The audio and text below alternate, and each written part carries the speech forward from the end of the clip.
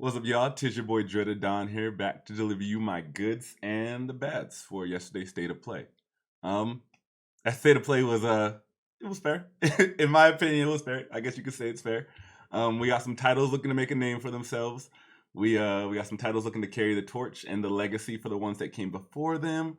We got some remasters that just they didn't need to happen, man. They just yeah, we got some remasters that didn't need to happen. We got some VR titles that are looking to draw some gamers in, which is fair. I can deal with that. Yeah, so let's just get into my thoughts on it all. Why not? So, first up on the list of things that I really just found most interesting about the state of play is it's Aghasba. When I kind of first saw this game, when I was looking at it, I thought it was Death Stranding's 2 trailer dropping. I was 100% ready for Death Stranding 2 to drop, and then the trailer kept going on, and we saw the white sword, and we saw the blade come out, and I was like, oh, okay, well, it's not Death Stranding 2. What it does look like it is, though, it seems to be kind of Death Stranding's aesthetic with some Souls-like horror added onto it, which, you know, I'm not mad at that. I'm interested. It was already pulling me in. It didn't really have too much combat. They skipped around on the combat a lot, threw me kind of off. But if we did get a full combat trailer, then we could have a better assessment of what type of game it's really going to be, as well as how it's going to be when it comes out. But since we didn't get that, I'm just drawn in from the aesthetic of the game because I like Death Stranding and I'm ready for Death Stranding too. But yeah, that's Aghasba. Now another one that I actually happened to mistake for another title that I just thought was one just from seeing the title is ArcheAge Chronicles. Right when I saw this trailer, I just thought it was BDO. I thought it was BDO, or I thought it was their single player title that they plan on dropping, Crimson Desert. Hell, I thought it even could have been Throne of Liberty, just because all these games look so similar. All of these games look very similar, but they have their own little aspects to them. Now, that's kind of what I'm curious about ArcheAge Chronicles. It looks like they're going to be following in suit with BDO and dropping their own single player title as well. I don't have too much information on it, and we didn't get too much information on it. We just got this trailer just yesterday, as well as the ArcheAge Chronicles title. So just off of that, it seems like they're going to be trying to gather their players, gather their fan base in the game's universe, and really set up to have you have a more involved single player story. If they're going to include all the mechanics that they had on ArcheAge Online, now that's the real question, because all the mechanics and the skill building that you had in ArcheAge was phenomenal. Beautiful, but the monetization and the pay to win that they ended up coming with. Now, if it's a single player title, you can damn near kiss all that out the window, but we'll have to see what they're really working up. We also got to look into a title called The Towers of Aghasba. Immediately, I thought it was like a colorful Shadow of the Colossus with the mechanics of Animal Crossing combined. If those two got mixed together, I think they would pop out Towers of Aghasba. Now, immediately just from seeing the trailer, I thought it was a more polished and involving world than another title that's in the same genre or in a similar genre called Palia. And I don't really want to say too much. I don't want to say too much on Palia because I haven't laid a single finger on it. So I don't want to say too much on that game. But I will say that these both seem to be games in the genre that I call the homestead genre. And it seems to kind of just be chocked full of these games right now. Like it just seems to be getting stuffed full of them. Stardew Valley, Animal Crossing, Palia, Towers of Aghasba coming out. And this one, just off of the world feel alone, it seems like it's going to be able to stand above the other ones and really make its own place for itself. Now, those three really just shocked me because they kind of flew underneath my radar, you know? I feel like it's always really nice when you have games that come in out of the blue, you have a friend come and tell you, you catch a video, you maybe see it on the trailer or something, and you're like, man, damn, what is this game? That's kind of how I felt this time around. But the next few games I do have coming up on this list are already known about. You've probably seen them somewhere. You've heard about them. You've had a friend tell you. And seeing the trailers this time around just either really got me excited about them or kind of just got me, you know, concerned about their future or what's going to happen with them. And first up, concerning me about what's going to happen to them is it's PalWorld, man. It's actually coming to PS5, which is super cool. We needed it. We needed it to come to PS5 the goddamn day it released, man. It should have been here. It dropped and made way too big of a splash with it not being in the PS5's category already. But that's also what concerns me about the game, you know, is that Nintendo actually just dropped a lawsuit regarding some of the game's mechanics, them being copyright in regards to Pokemon. And that's worrisome, just because if they had order a takedown notice for PalWorld, then the game's longevity is gone, and that's shitty, because on Xbox and on PC the game's loop it's so damn fun and it's enjoyable that it's like I would love to be able to go through and play it on PS5. So hopefully the game actually gets to be able to pass its lawsuit and has no problems, and that it just has a nice clean PS5 release. Now, games that have good and bad. It's Veilguard. Dragon Age Veilguard. God damn it, man. This game has had so much talk around the change the franchise is going through right now. And all in all, that's one thing I can really say I'm really interested in, is the change, man. Why did they change the game over to having a more cartoonish style? You know, it's not bad. It doesn't take too much away from the game. I can understand why they would want to go towards a more cartoonish style, maybe to reach a wider audience. But that's not Dragon Age. It's not what's gonna pull you in. It's not what gets you immersed in the world. The world is dark. It's gritty. It has these settings and these plots that happen that need a more darker tone than just having a cartoonish shadow in your trailers. Like, for instance, in the trailer they're hunting a dragon, or a blighted cryo dragon. Come on. And from looking at it, all I could think about is, man, the basic attack in this looks kind of dope. Or spells look kind of good. Movement looks pretty fluid. And then they pull up the UI, and I'm like, damn, this UI looks complicated as hell.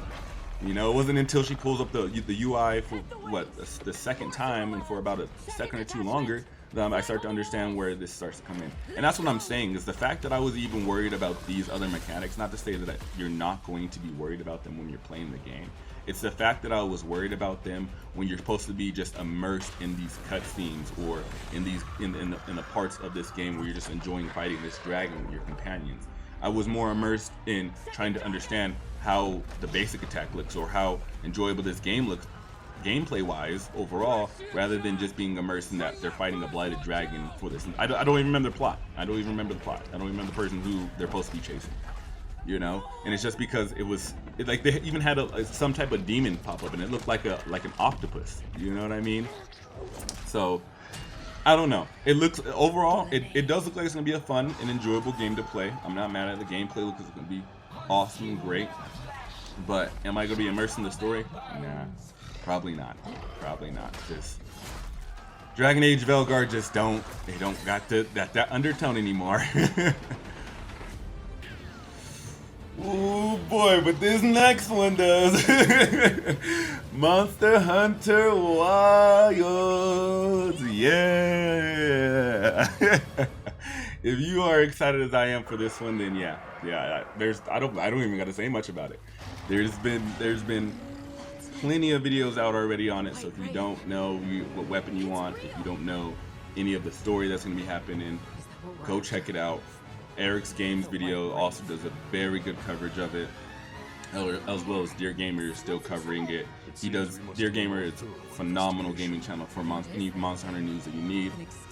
So I really just don't have much to say about this game. I'm just excited, and I'm looking forward to getting my hands on it, especially just because from what I've seen, they're planning on Monster Hunter Wilds is just planning on combining the total immersion and the essence that World had with the flair and the new mechanics that Rise has, and it's pitting you all against a bunch of new monsters, new armors, new weapons to get. Yes, I'm gonna be dropping countless hours into this bad boy, and if you're looking to join me, let me know. I would love to play with some more people, because I'm gonna be playing with the homies already. Now, I would be completely lying if I said this one didn't hit me like a sack of goddamn bricks, man. This one came out of nowhere for me. And especially since I was just talking about the first game, with a buddy of mine the other day on stream. It's Ghost of Yotei. Ghost of Yotei. And honestly, I understand. Like, I'm not even mad that this one came out of nowhere, because it came out of nowhere for me, and I bet 100 people who have played the game expected it to come, you know, for the sequel. And that honestly just for me puts into perspective how phenomenal the first game must have been and how big of an impact it made for Sucker Punch Studios. For them to come out and be like, yeah, bro, we're about to drop a sequel to the first game. So off that alone, it lets me know that I need to immediately play the first one, because if the second one does any to improve off the first one, then you know what I'm about to say. It's gonna be a chef's kiss. Yes. And with Ghost of Yotei, that's gonna be all of my bigger titles for the state of play. I did have a fewer smaller titles that I took note of and that kind of piqued my interest, just because when you see them, they're like, okay, that's not bad. I could see how you're kind of interested in that. And a few of them happen just to be the TMNT DLC update for one happens to actually just be giving you Mondo Gecko and Mona Lisa, as well as, you know, a few quality updates. This really kind of just excited me because it reminded me about the Teenage Mutant Ninja Turtles Mutant Mayhem that's supposed to be coming out in October.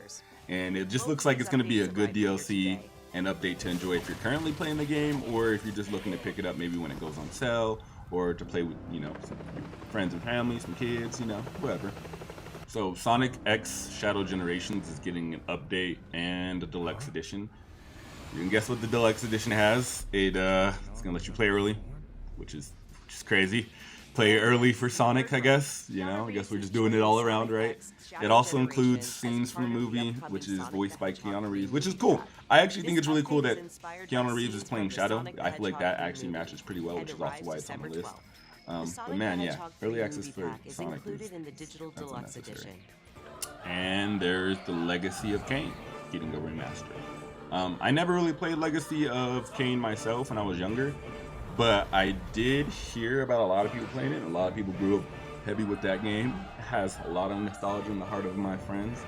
Now, I was more of a Jack and Dexter or Sly Cooper, and that's where it's home for. It's the same nostalgia they got, and I think, and personally, I just think it's really cool that it's getting its own remaster, and I know a lot of people are excited for that.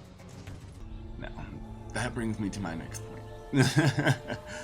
While it's really cool that Legacy of Kain and stuff like Jack and Dexter and Sly Cooper get their remaster, stuff like Horizon Zero Dawn, one of my all-time favorites, does not need a goddamn remaster, man.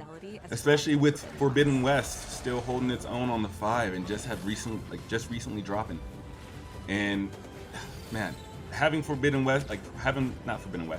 Dawn getting thrown in the bin with all the other remasters that's been coming out just puts a tarnish on its name, man. Like, there's no need for all of these games to be remastered. Like, a game really deserves a remaster when it has aged, when it has maybe outdated graphics / mechanics, you know what I mean?